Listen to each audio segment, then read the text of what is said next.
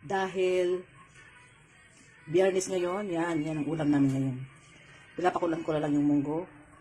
Ay guys, sinama ko na rin pala yung manok sa pagpakulo. At nilagyan ko na rin yan ng mga panamda, asin, at paminta. Yan guys, para igisahin ko na lang siya mamaya. So guys, ayan na. Gagawa na ako ng munggong gulay. Ayan, nagbigalay na ako ng sibuyas. Itasabay ko na yung kamatis.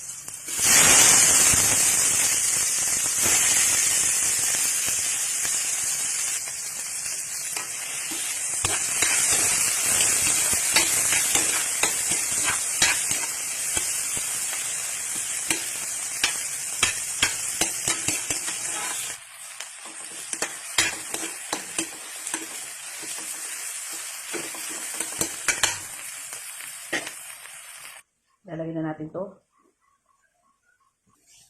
Kaya nilagay ko na yung munggo. Kunting kulo na lang yan. Kasi kanina ko pa yan pinakulo. Panghuli kong ilalagay ito. So ayan na guys siya. Ilagay na natin yung gulay.